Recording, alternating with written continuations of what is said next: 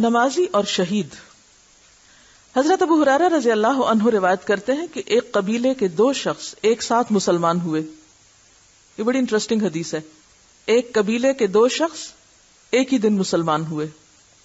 ان میں سے ایک جہاد فی سبیل اللہ میں شہید ہو گئے اور دوسرے 1 سال کے بعد فوت ہوئے. حضرت طلحہ نے خواب میں دیکھا کہ وہ صاحب جن کا 1 سال بعد انتقال ہوا اس شہید سے پہلے جنت میں داخل ہو گئے. کیا سمجھ میں آیا؟ اکٹھے ایک دن مسلمان ہوئے، ایک شخص شہید ہو گئے، دوسرے 1 سال بعد فوت ہوئے، شہید نہیں ہوئے، اور وہ شہید سے پہلے جنت میں داخل ہوئے. مجھے بڑا تعجب ہوا کہ شہید کا رتبہ تو بہت بلند ہے، اس لیے جنت میں اسے پہلے داخل ہونا چاہیے تھا.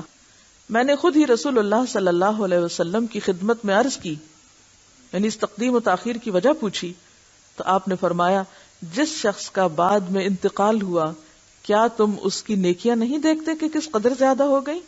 کیا اس نے 1 رمضان کے روزے نہیں رکھے اور سال بھر کی فرض نمازوں کی 6000 اور اتنی رکعتیں زیادہ نہیں پڑی؟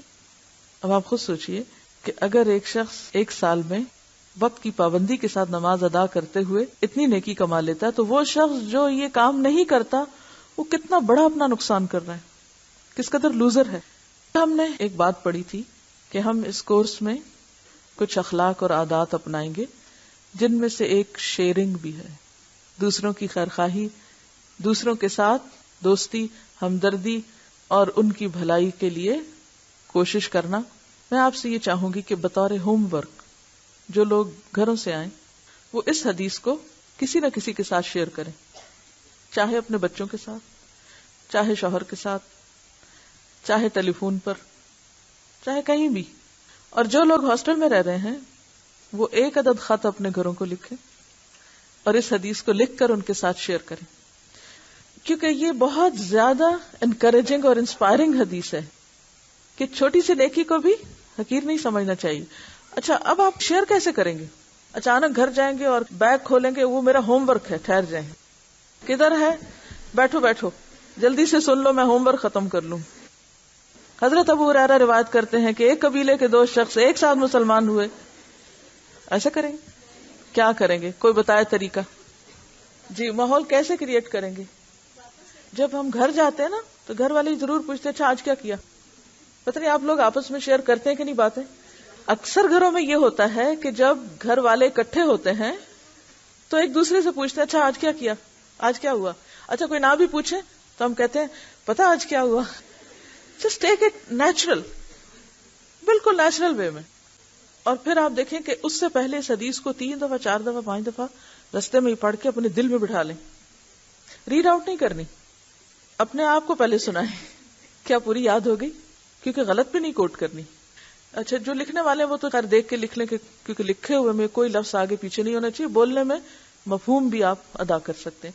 اور اگر آپ سمجھیں کہ ماحول ایسا بن گیا ہے کہ آپ دیکھ کے پڑھ کے آہستہ آہستہ سنا سکتے ہیں تو پڑھ کے سنا دیں. لیکن انشاءاللہ اس کا فائدہ ہوگا، کیونکہ میں نے جب پہلی دفعہ یہ حدیث پڑھی تھی تو اس وقت میں نے ای میل پہ کسی کو لکھ کے بھجوائی تھی اور ان کی طرف سے بہت ہی اچھا رسپانس آیا تھا کہ میں نے تو یہ حدیث کبھی سنی ہی نہیں اور واقعی ایسا ہے. کیونکہ ہم سب اپنی آخری منزل کیا سمجھتے ہیں؟ شہادت. وہ شہید ہو گئے سب ٹھیک ہو جائے گا، لیکن یہ نہیں سوچتے کہ شہید ہونے کے باوجود بھی جنت میں پہلے اور بعد ہو سکتا ہے.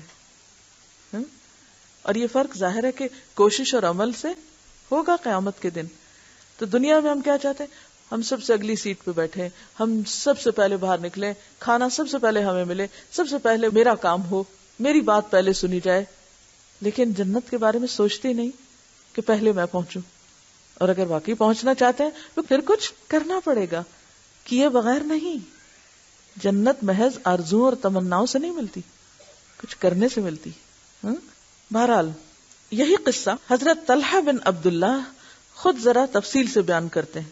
حضرت طلحہ کہتے ہیں کہ میں نے صبح لوگوں کو اپنا خواب سنایا. سب کو اس بات پہ تعجب ہوا کہ شہید کو جنت کی اجازت بعد میں کیوں ملی، حالانکہ اسے پہلے ملنی چاہیے تھی. لوگوں نے رسول اللہ صلی اللہ علیہ وسلم سے دریافت کیا. آپ نے فرمایا اس میں تعجب کی کوئی بات نہیں، کوئی حیرانی کی بات نہیں. یعنی بیسیکلی یہ حدیث خواب پر مبنی ہے، لیکن ریکٹیفائی کہاں سے کرایا گیا؟ آپ صلی اللہ علیہ وسلم سے. خواب دیکھا کس نے تھا ذرا یہ بتائیے؟ طلحہ نے. انہوں نے یہ خواب لوگوں کو سنایا, لوگ بڑے حیران ہوئے. تو اس پر کیا ہوا کہ لوگوں نے رسول اللہ صلی اللہ علیہ وسلم سے دریافت کیا. آپ نے فرمایا اس میں تعجب کی کوئی بات نہیں, بتاؤ کیا بعد والے شخص نے 1 سال عبادت زیادہ نہیں کی؟ اس نے 1 رمضان کے روزے نہیں رکھے؟ اس نے 1 سال کی نمازوں کے اتنے سجدے زیادہ نہیں کیے؟ سب نے عرض کیا جی ہاں اللہ کے رسول. تو آپ نے فرمایا پھر تو ان دونوں کے درمیان زمین و آسمان کا فرق ہو گیا. بس آج کے لیے اتنا ہی کافی ہے. سبحانک اللہم و بحمدک نشہد ان لا الہ الا انت نستغفرک و نتوب الیک.